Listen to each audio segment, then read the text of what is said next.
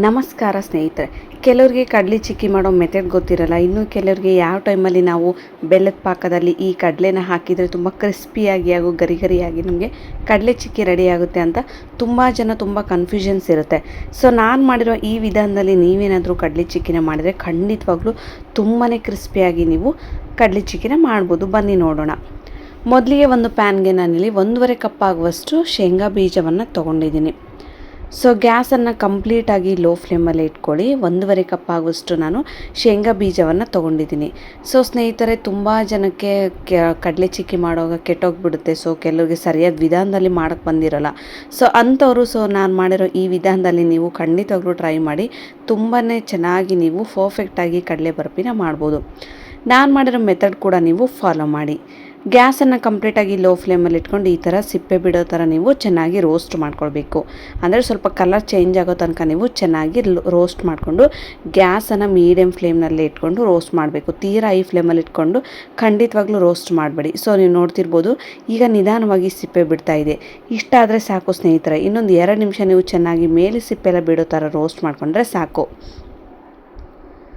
ಈಗ ಅದನ್ನು ಒಂದು ಪ್ಲೇಟ್ಗೆ ನಾನು ಟ್ರಾನ್ಸ್ಫರ್ ಮಾಡ್ತಾ ಇದ್ದೀನಿ. ಸೊ ನೀವು ನೋಡ್ತಿರ್ಬೋದು, ಇದು ಕಂಪ್ಲೀಟಾಗಿ ಕೂಲ್ ಆಗಬೇಕು. ಅಂದರೆ ಸೊ ಇದೆಲ್ಲ ತಣ್ಣಗಾದ್ಮೇಲೆ ನಾವು ಇದರಲ್ಲಿರುವಂಥ ಸಿಪ್ಪೆನೆಲ್ಲ ಚೆನ್ನಾಗಿ ಬಿಡಿಸ್ಬೇಕಾಗುತ್ತೆ.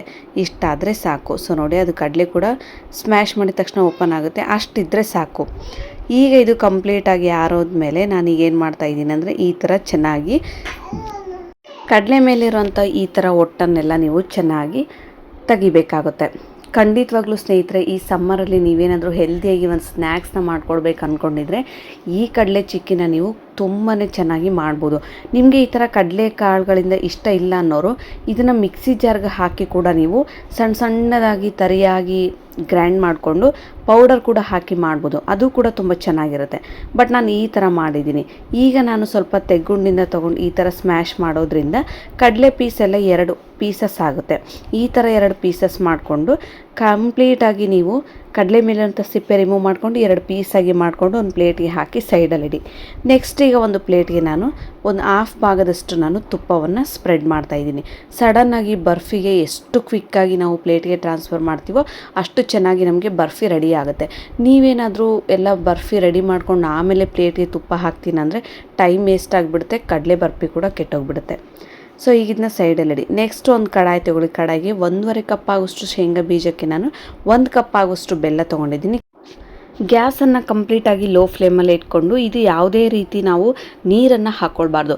ಕೆಲವರಿಗೆ ಇಲ್ಲ ಬೆಲ್ಲ ನಮಗೆ ಮೆಲ್ಟ್ ಮಾಡೋಕ್ಕಾಗ್ತಿಲ್ಲ ಅನ್ನೋರು ಒಂದು 3ರಿಂದ 4 ಟೇಬಲ್ ಸ್ಪೂನ್ ಮಾತ್ರ ನೀರನ್ನು ಹಾಕ್ಕೊಳ್ಳಿ. ಇಲ್ಲಾಂದರೆ ತುಪ್ಪ ಕೂಡ ಹಾಕ್ಕೊಳ್ಳಿ. ಬಟ್ ನಾನು ಯಾವುದೇ ರೀತಿ ನೀರನ್ನು ಆ್ಯಡ್ ಮಾಡಿಲ್ಲ. ಇದು ಕಂಪ್ಲೀಟಾಗಿ ಮಿಕ್ಸ್ ಮಾಡ್ತಾ ಏನಾಗುತ್ತೆ, ನಮಗೆ ಬೆಲ್ಲ ನಿಧಾನವಾಗಿ ಕರಗಲಿಕ್ಕೆ ಸ್ಟಾರ್ಟ್ ಆಗುತ್ತೆ.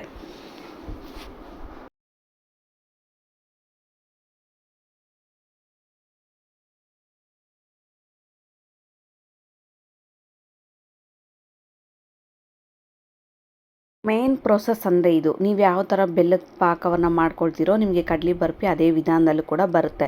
ನೀವು ನೋಡ್ತಿರ್ಬೋದು, ನಿಧಾನವಾಗಿ ಈಗ ಬೆಲ್ಲ ಎಲ್ಲ ಚೆನ್ನಾಗಿ ಕರಗಿ ಕುದಿ ಬರ್ತಾ ಇದೆ. ಇನ್ನೂ ಚೆನ್ನಾಗಿ ಕುದಿ ಬರಬೇಕು ಸ್ನೇಹಿತರೆ. ಗ್ಯಾಸನ್ನು ಕಂಪ್ಲೀಟಾಗಿ ಲೋ ಫ್ಲೇಮಲ್ಲಿ ಇಟ್ಕೊಳ್ಳಿ. ಇದೆಲ್ಲ ಚೆನ್ನಾಗಿ ಬೆಲ್ಲ ಎಲ್ಲ ಮೆಲ್ಟ್ ಆದಮೇಲೆ ಒಂದು ಕುದಿ ಬಂದಮೇಲೆ 2 ಟೇಬಲ್ ಸ್ಪೂನ್ ಆಗುವಷ್ಟು ನಾನು ತುಪ್ಪವನ್ನು ಹಾಕ್ಕೊಳ್ತಾ ಇದ್ದೀನಿ. ಸೊ ತುಪ್ಪ ಬೇಡ ಅನ್ನೋರು, ಕಂಪ್ಲೀಟಾಗಿ ನಾವು ತುಪ್ಪನೇ ಹಾಕದೆ ಮಾಡ್ತೀವಿ ಅನ್ನೋರು ಖಂಡಿತವಾಗ್ಲೂ ಮಾಡ್ಬೋದು. ತುಪ್ಪ ಹಾಕಲೇಬೇಕು ಅಂತೇನಿಲ್ಲ. ತುಪ್ಪವನ್ನು ಹಾಕೋದ್ರಿಂದ ನಮಗೆ ಶೈನಿಂಗ್ ಚೆನ್ನಾಗಿ ಬರುತ್ತೆ. ಅದಕ್ಕೋಸ್ಕರ ನಾವು ತುಪ್ಪವನ್ನು ಹಾಕೋದಷ್ಟೇ. ಸೊ ಈಗ ನೀವು ನೋಡ್ತಿರ್ಬೋದು, ತುಪ್ಪವನ್ನು ಹಾಕಿ ಒಂದು 2ರಿಂದ 3 ನಿಮಿಷ ಈ ಥರ ನೀವು ಚೆನ್ನಾಗಿ ಮಿಕ್ಸ್ ಮಾಡ್ಕೊಳ್ಬೇಕು. ಸೊ ನೀವು ಬೆಲ್ಲವನ್ನು ಯಾವ ಥರ ಪಾಕ ಮಾಡ್ಕೊಳ್ತೀರೋ ನಿಮಗೆ ಅದೇ ವಿಧಾನದಲ್ಲಿ ಕಡಲೆ ಬರ್ಫಿ ಕೂಡ ರೆಡಿ ಆಗುತ್ತೆ. ಈಗ ನೋಡಿ, ಒಂದು ಪ್ಲೇಟ್ಗೆ ನೀರನ್ನು ಹಾಕ್ಕೊಳ್ತಾ ಇದ್ದೀನಿ. ನೀರಿಗೆ ಹಾಕ್ಕೊಂಡು ಈಗ ಪಾಕವನ್ನು ಚೆಕ್ ಮಾಡ್ಕೊಳ್ಳಿ.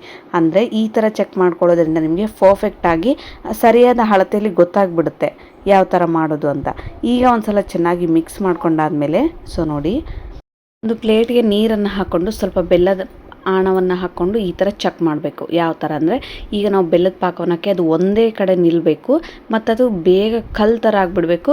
ಮುರಿದ ತಕ್ಷಣ ತುಂಬಾ ಕ್ರಿಸ್ಪಿಯಾಗಿ ಮುರಿಬೇಕದು. ಸೊ ನೋಡಿ, ಈಗ ನೋಡಿ ಬೇಗ ಸ್ವಲ್ಪ ಗಟ್ಟಿ ಆಯಿತು. ಈಗ ಪ್ರೆಸ್ ಮಾಡಿದ ತಕ್ಷಣ ಈಗ ಮುರಿಯೋಕ್ಕೆ ಹೋದರೆ ಅದು ಪೀಸಸ್ ಮಾಡೋಕ್ಕೋದ್ರೆ ಪೀಸ್ ಆಗಬೇಕು. ಇದು ಆಗ್ತಾಯಿಲ್ಲ ನೋಡಿ, ಇನ್ನೂ ಸ್ವಲ್ಪ ಮೆತ್ತಗೆ ಬರ್ತಾ ಇದೆ. ಇನ್ನೊಂದು 2 ನಿಮಿಷ ನೀವು ಬೆಲ್ಲದ ಪಾಕವನ್ನು ಚೆನ್ನಾಗಿ ಮಿಕ್ಸ್ ಮಾಡಿಕೊಂಡು ನೆಕ್ಸ್ಟು ಮತ್ತೆ ಚೆಕ್ ಮಾಡ್ಕೊಳ್ಬೇಕು. ಈಗ ಕೈ ಬಿಡದ ಹಾಗೆ ನೀವು ಚೆನ್ನಾಗಿ ಮಿಕ್ಸ್ ಮಾಡ್ಕೊಳ್ಬೇಕು. ನೋಡಿ ಇದು ಪರ್ಫೆಕ್ಟಾಗಿ ನಮಗೆ ಪ್ಲೇಟಲ್ಲಿ ಹಾಕ್ಕೊಂಡ್ಮೇಲೆ ನಿಮಗೆ ಕಡಲೆ ಬರ್ಫಿದು ವಿಧಾನ ಗೊತ್ತಾಗುತ್ತೆ. ನಾನೀಗ ಏನು ಮಾಡ್ತಾಯಿದ್ದೀನಿ ಅಂದರೆ 1/4 ಟೇಬಲ್ ಸ್ಪೂನ್ ಆಗುವಷ್ಟು ಸೋಡಾ ಪುಡಿಯನ್ನು ಹಾಕ್ಕೊಳ್ತಾ ಇದ್ದೀನಿ. ತುಂಬಾ ಕ್ರಿಸ್ಪಿಯಾಗಿ ಬರುತ್ತೆ ನಮಗೆ ಈ ಕಡಲೆ ಚಿಕ್ಕಿ ಅನ್ನೋದು. ಸೋಡಾ ಪುಡಿಯನ್ನು ಹಾಕ್ಕೊಂಡು ಒಂದು ಸಲ ಚೆನ್ನಾಗಿ ಮಿಕ್ಸ್ ಮಾಡ್ಕೊಳ್ಬೇಕು. ಸೊ ನೋಡಿ ಈಗ ನಾನು ಚೆಕ್ ಮಾಡ್ಕೊಳ್ತಾ ಇದ್ದೀನಿ. ಈಗ ಪರ್ಫೆಕ್ಟಾಗಿ ನಮಗೆ ಕಡಲೆ ಚಿಕ್ಕಿಗೆ ಬೆಲ್ಲದ ಪಾಕ ತುಂಬಾ ಚೆನ್ನಾಗಿ ರೆಡಿಯಾಗಿರುತ್ತೆ. ಈಗ ನೋಡಿ ಒಂದು ಸಲ ಸ್ವಲ್ಪ ಬೆಲ್ಲದ ಪಾಕವನ್ನು ತಣ್ಣೀರೊಳಗಡೆ ಹಾಕಿ ಈಗ ನೋಡಿ ನಾನು ಮುರಿದ ತಕ್ಷಣ ಅದು ಎಷ್ಟು ಚೆನ್ನಾಗಿ ಕ್ರಿಸ್ಪಿಯಾಗಿ ಒಂದು 5 ಸೆಕೆಂಡ್ ಅದರಲ್ಲೇ ಬಿಡಿ ನೀರಲ್ಲಿ. ಒಂದು 5 ಸೆಕೆಂಡ್ ಬಿಟ್ಟ ತಕ್ಷಣ ಒಂದು ಸಲ ಸ್ಮ್ಯಾಶ್ ಮಾಡ್ಕೊಂಡು ನೋಡಿ ಈ ಥರ ಹತ್ತಿ ಇಡಬೇಕು. ಪ್ರೆಸ್ ಮಾಡಿದರೆ ಅದು ಅಲ್ಲೇ ಇರಬೇಕು. ಮುರಿದ ತಕ್ಷಣ ಈ ಥರ ಪೀಸಸ್ ಆಗಬೇಕು. ನೋಡಿ ನಮಗೆ ಸೇಮ್ ಕಡಲೆ ಚಿಕ್ಕಿ ಯಾವ ಥರ ಮುರಿದ ತಕ್ಷಣ ಪೀಸಸ್ ಆಗುತ್ತೋ ಈ ಥರ ಆಗಬೇಕು. ಹಿಂಗಾದಾಗ ಮಾತ್ರ ನಮಗೆ ಪರ್ಫೆಕ್ಟ್ ಆಗಿದೆ ಅಂತ ಅರ್ಥ. ಈಗ ನಾನು ಶೇಂಗಾ ಬೀಜವನ್ನು ಇದಕ್ಕೆ ಹಾಕ್ಕೊಂಡು ಒಂದು ಸಲ ಚೆನ್ನಾಗಿ ಮಿಕ್ಸ್ ಮಾಡಿಕೊಂಡು ಗ್ಯಾಸನ್ನು ಈಗ ಆಫ್ ಮಾಡ್ಕೊಂಬಿಡಿ. ಇದನ್ನು ಮಿಕ್ಸ್ ಮಾಡಿದ ತಕ್ಷಣ ನೀವು ಗ್ಯಾಸನ್ನು ಆಫ್ ಮಾಡಿಕೊಂಡು ಡೈರೆಕ್ಟಾಗಿ ನಾವು ರೆಡಿ ಮಾಡಿರುವಂಥ ಪ್ಲೇಟ್ಗೆ ನೀವು ಇದನ್ನು ಟ್ರಾನ್ಸ್ಫರ್ ಮಾಡ್ಕೊಳ್ಳಿ. ಬೇಗ ಹಾಕ್ಕೊಳ್ಬೇಕಂದ್ರೆ ನೀವು ಗ್ಯಾಸನ್ನು ಆನಲ್ಲಿ ಇಟ್ಕೋಬೇಡಿ, ಅದು ಕಡಲೆಗೆ ಬೆಲ್ಲ ಕೂಡ ಹತ್ತೋದಿಲ್ಲ. ಆಗಿದ್ದರೆ ಈ ಥರ ಒಂದು ಸಲ ಚೆನ್ನಾಗಿ ನೀವು ಮಿಕ್ಸ್ ಮಾಡಿಕೊಂಡು ಒಂದು 10 ಸೆಕೆಂಡ್ ಗ್ಯಾಸಲ್ಲಿ ಬಿಟ್ಕೊಂಡಾದಮೇಲೆ ಈಗ ಒಂದು ಪ್ಲೇಟ್ಗೆ ನಾವು ಅದನ್ನು ಟ್ರಾನ್ಸ್ಫರ್ ಮಾಡ್ಕೊಂಡು ಬಿಡಬೇಕು. ಸ್ನೇಹಿತರೆ ತುಂಬಾ ಸುಲಭ ಮಾಡಿದರೆ ನೋಡೋಕ್ಕೆ ಕೆಲವರಿಗೆ ಕಷ್ಟ ಅನಿಸುತ್ತೆ, ನಾವು ಮಾಡಿದರೆ ಬರಲ್ವೇನೋ ಅನಿಸುತ್ತೆ. ನಿಜವಾಗ್ಲಿಲ್ಲ. ಸೊ ನಿಮಗೆ ಒಂದು ಒಳ್ಳೆ ಮೆಥಡ್ ಫಾಲೋ ಮಾಡಬೇಕು ನೀವು. ಹಂಗಾದಾಗ ಮಾತ್ರ ನಿಮಗೆ ಕಡಲೆ ಚಿಕ್ಕಿ ಸರಿಯಾದ ವಿಧಾನದಲ್ಲಿ ಕೂಡ ಬರುತ್ತೆ. ಸೊ ನೋಡಿ ಈಗ ನೀವು ಪ್ರೆಸ್ ಮಾಡೋದ್ರಲ್ಲಿರುತ್ತೆ. ಕೆಲವೊಂದು ಸಲ ಏನಾಗ್ಬಿಡುತ್ತೆ ಅಂದರೆ ನಾವು ಟೈಮ್ ಸುಮ್ಮನೆ ವೇಸ್ಟ್ ಮಾಡಿದಾಗ ಅದು ಒಂದ್ಕೊಂದು ಹತ್ತೋದಿಲ್ಲ. ಈಗ ನಾನು ಚೆನ್ನಾಗಿ ನಿಮಗೆ ವೀಡಿಯೋದಲ್ಲಿ ತೋರ್ಸೋಕ್ಕಾಗಿಲ್ಲ ಅಷ್ಟೇ, ಸ್ವಲ್ಪ ಚೆನ್ನಾಗಿ ಪ್ರೆಸ್ ಮಾಡಿಕೊಂಡು ಒಂದು ಶೇಪ್ಗೆ ನಾನು ಪೀಸಸ್ ಆಗಿ ಕಟ್ ಮಾಡಿಕೊಂಡು ನೋಡಿ ಈಗ ಚೆನ್ನಾಗಿ ಇನ್ನೂ ಗಟ್ಟಿಯಾಗಿ ಪ್ರೆಸ್ ಮಾಡಿಕೊಂಡು ಸ್ವಲ್ಪ ಇದು ಬಿಸಿ ಇರುವಾಗಲೇ ನೀವು ಕಟ್ ಮಾಡ್ಕೊಂಡ್ಬಿಡಬೇಕು. ಸೊ ಅದು ನನಗೆ ವೀಡಿಯೋ ಕ್ಲಿಪ್ ಹಾಕೋಕ್ಕಾಗಲಿಲ್ಲ, ವೀಡಿಯೋ ಆನ್ ಇದೆ ಅಂತೇಳಿ ನಾನು ಕಟ್ ಮಾಡಿಬಿಟ್ಟಿದ್ದೆ ಆಲ್ರೆಡಿ. ಸೊ ಆ ಕಾರಣಕ್ಕಾಗಿ ಈಗ ನೋಡಿ 1 ಅವರ್ ನೀವು ಹೀಗೆ ಬಿಡಬೇಕು. ಇದನ್ನು ಚೆನ್ನಾಗಿ ಕಟ್ ಮಾಡಿಕೊಂಡು 1 ಅವರ್ ಹಾಗೆ ಬಿಡಬೇಕು. ಅಂದರೆ ಅದು ಕಂಪ್ಲೀಟಾಗಿ ಕೂಲ್ ಆಗಬೇಕು. ಸೊ ನೋಡಿ ಎಷ್ಟು ಚೆನ್ನಾಗಿ ಪ್ರೆಸ್ ಮಾಡಿದ್ದೀನಿ ಅಂತ. ಇಷ್ಟು ಪ್ರೆಸ್ ಮಾಡಿ ಆದಮೇಲೆ ಚಾಕುವಿನ ಸಹಾಯದಿಂದ ಕಟ್ ಮಾಡ್ಕೊಂಡಿದ್ದೀನಿ. ಕಟ್ ಮಾಡ್ಕೊಂಡು ಈಗ ನಾನು 1 ಅವರ್ ಇದನ್ನು ರೆಸ್ಟ್ಗೆ ಇಡ್ತಾ ಇದ್ದೀನಿ, ಅಂದರೆ ಕಂಪ್ಲೀಟಾಗಿ ಕೂಲ್ ಆಗಬೇಕು. ಸೊ ನೋಡಿ ಈಗ ನಾನು ಕಟ್ ಮಾಡ್ಕೊಳ್ತಾ ಇದ್ದೀನಿ. ಅದು ಸ್ವಲ್ಪ ಕ್ಲಿಪ್ಪೇ ಆ್ಯಡ್ ಆಗಿಲ್ಲ ಅಷ್ಟೇ. ನೆಕ್ಸ್ಟು 1 ಅವರ್ ಆದಮೇಲೆ ನೋಡಿ ನಾನು ಕಟ್ ಮಾಡಿದ್ದೇನಲ್ಲ ಅದು ಆಲ್ರೆಡಿ ಆರಿದ ತಕ್ಷಣ ಬಿಟ್ಬಿಡುತ್ತೆ ನಿಮಗೆ. ಸೊ ನೀವು ನೋಡ್ತಿರ್ಬೋದು ಸ್ವಲ್ಪ ಹತ್ತಿರುತ್ತೆ ಪ್ಲೇಟ್ಗೆ. ನಿಧಾನವಾಗಿ ನೀವು ತಕ್ಕೊಳ್ಬೇಕಾಗುತ್ತೆ. ನೋಡಿ ಸ್ನೇಹಿತರೆ ಎಷ್ಟು ಚೆನ್ನಾಗಿ ನಮಗೆ ಕಡಲೆ ಬರ್ಫಿ ಬೆಲ್ಲದ ಜೊತೆ ಎಷ್ಟು ಚೆನ್ನಾಗಿ ಹತ್ಕೊಂಡಿದೆ, ಎಷ್ಟು ಪೀಸಸ್ ಆಗಿ. ಕೆಲವೊಂದು ಸಲ ಪೀಸಸ್ ಮುರಿದೋಗುತ್ತೆ, ಪರವಾಗಿಲ್ಲ. ಸೊ 1 ಪೀಸ್ 2 ಪೀಸ್ ಮುರಿದ್ರೆ ಏನಾಗಲ್ಲ, ಬಟ್ ಪೀಸಸ್ ಮಾತ್ರ ತುಂಬ ಚೆನ್ನಾಗಿ ಬರುತ್ತೆ. ನೀವೇನಾದರೂ ಟ್ರೈ ಮಾಡಿಲ್ಲ ಅಂದರೆ ಖಂಡಿತವಾಗ್ಲೂ ಒಂದು ಸಲ ಟ್ರೈ ಮಾಡಿ. ಹೇಗಿತ್ತು ಅಂತ ನನಗೆ ಕಾಮೆಂಟ್ ಮೂಲಕ ತಿಳಿಸಿ. ಇನ್ನೂ ನನ್ನ ಚಾನಲ್ಗೆ ಸಬ್ಸ್ಕ್ರೈಬ್ ಆಗಿಲ್ಲ ಅಂದರೆ ಲೈಕ್ ಮಾಡಿ, ಶೇರ್ ಮಾಡಿ ಹಾಗೂ ಸಬ್ಸ್ಕ್ರೈಬ್ ಮಾಡೋದನ್ನು ಮಾತ್ರ ಮರಿಬೇಡಿ. ಸಿಗೋಣ ಮತ್ತೆ ಮುಂದಿನ ವೀಡಿಯೋದಲ್ಲಿ. ಧನ್ಯವಾದಗಳು ಸ್ನೇಹಿತರೆ.